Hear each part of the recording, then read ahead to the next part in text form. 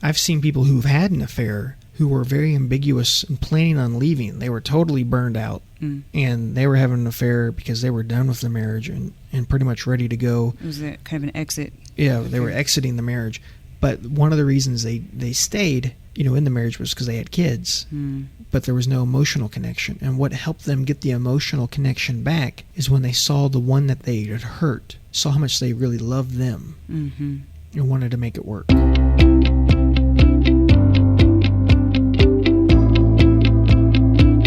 You're listening to Healing Broken Trust podcast with Brad and Morgan Robinson, where we talk about healing from affairs, infidelity, trust, and cheating in your relationship from the perspective of a professional marriage therapist and affair recovery expert. If you're wanting to heal your marriage, this is the podcast for you. And we're on episode number 13, and we're talking about factors that influence ambiguity or ambiguous feelings. And we're going to talk from the perspective or the question of, what keeps me feeling so confused? Now, this is an important episode, but I want you to also know that you really need to go and listen to episode 12. That's really talking about, should I stay or should I go? So download episode 12, and it's a good idea to listen to episode 12 before you listen to episode 13, which is the one we're about to play. So do that. Make sure to listen to episode 12 and then come and listen to episode 13. And I want you also to remember that you have free resources waiting for you on the internet at your disposal, at your fingertips, if you'll just go to healingbrokentrust.com/episode 13. That's healingbrokentrust.com/episode 13. That's the number 13. Grab those downloads. And you can also on that website, healingbrokentrust.com, you can leave us a voicemail as well. Just go on there, leave us a voicemail. Let us know if these resources are helping you, and let us know what you think about the podcast. Obviously, go to iTunes and leave us a review if you love it, and tell your friends about it, and leave us a voicemail on our website as well. So don't forget to download your free resources, healingbrokentrust.com/episode 13. Let's get started. Almost every couple, there's a period of ambiguity, that uncertainty that they go through. Right. Are we going to stay together or are we going to be done?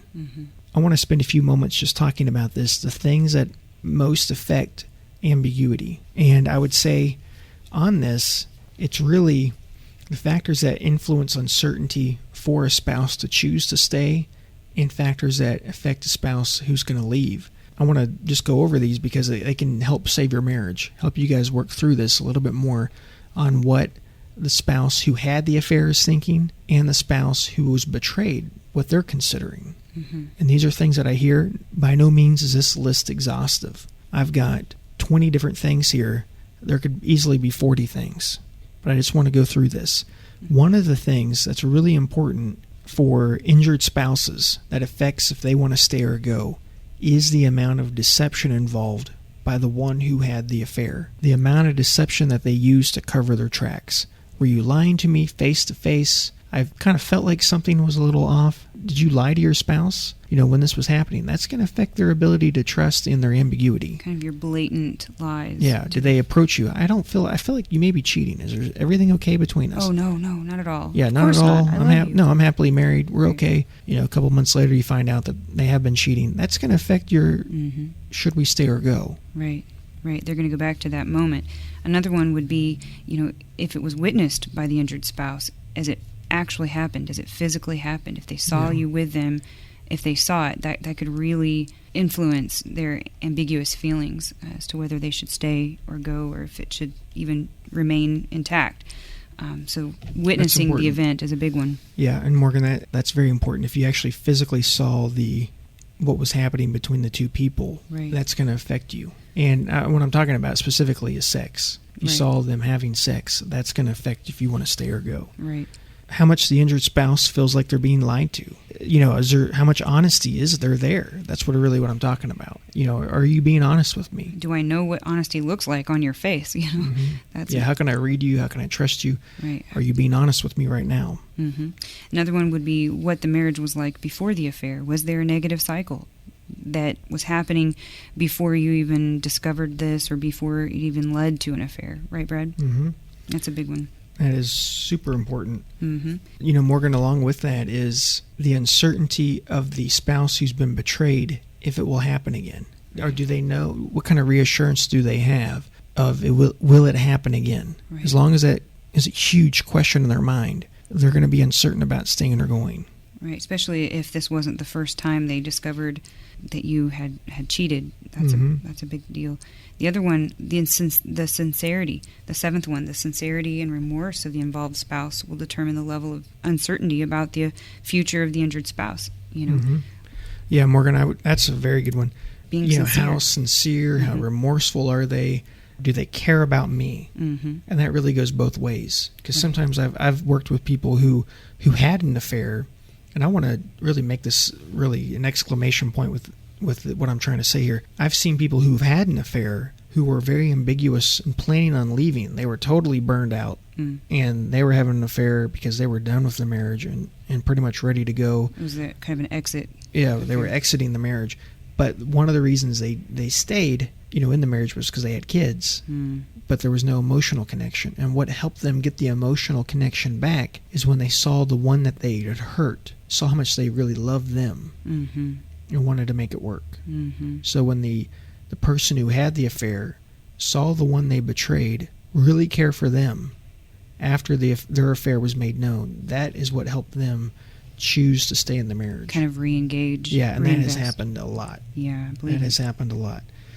And so, that sincerity and remorse, just knowing you're cared for, that's really what that is saying. I care about you. And you have to show your sincerity and remorse. There's no shortcuts with that. Right. Morgan, another thing is, has the one who's been betrayed, the injured spouse, been betrayed before in a previous relationship? Yeah, that would really put someone on edge. Definitely a human lie detector at that point. It's happened to me before. How can I trust that it's not going to happen with you? And if you, if you're doing that, if you're betraying me, it's not as much of a surprise, I think. The next one, the attitudes of family and friends who know about the affair. What are their attitudes? Are they encouraging you to try to work out your relationship, or just encouraging you to leave? Yeah, are they friendly towards your marriage? That can be a key one. Does the injured spouse have children with the betrayer? Ooh, that affects tough. Uncertainty. Yeah. Because we're getting low on time, I'm going to sort through some of these. Okay. Religious views about divorce and remarriage. Right. That's important.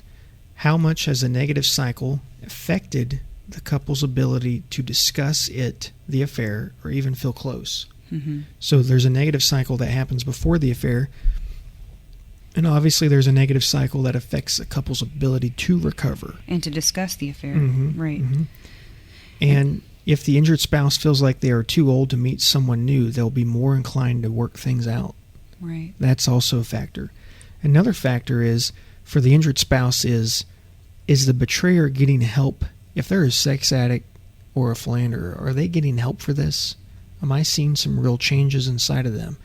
As long as there's a huge question mark around sex addiction, or the morality, or the values, or the lifestyle of the philanderer, as long as there's not any progression, there's no visible help being made or changes being made, people are going to be a little bit more uncertain about staying after they've been betrayed. Right. That makes sense. What about the involved spouse? Yeah, Morgan, the involved spouse, there's a few things for them as well that affect that level of ambiguity that's in them, that uncertainty about staying and working it out. Number one, I would say, is the quality of the marriage before the affair. Right. That's super important. How do I know that things will be different? Right. And many times they want to leave because they don't know that.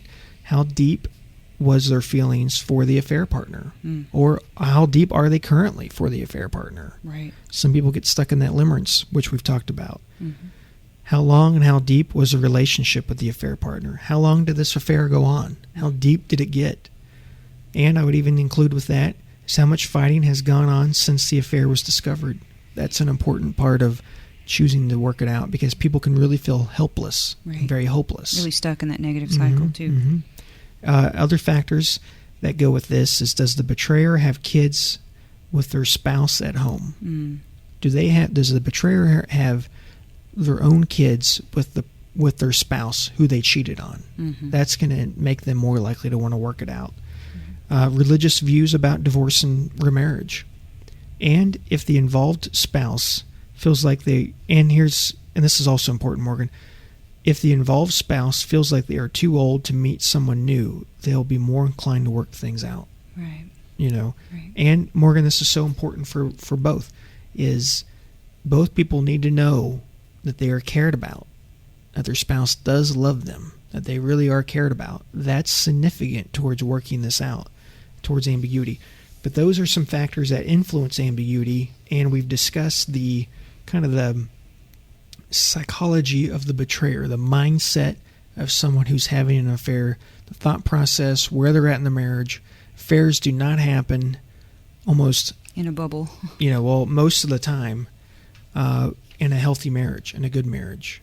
Sometimes people mistakenly think they're in a good marriage because there's not any conflict, we have good communication, but they're not really communicating about wants and needs. Yeah, well, they're not really emotionally engaged with each other. Right. They're really good roommates, maybe. Mm-hmm. And people want to know that they're desired and wanted and really cared for. And when that's uncertain, that's when affairs happen. When that's uncertain in a person's mind, they're more likely to cheat. They begin to care less about the marriage. Mm-hmm. Right. Yeah, they begin to care less about maintaining that relationship.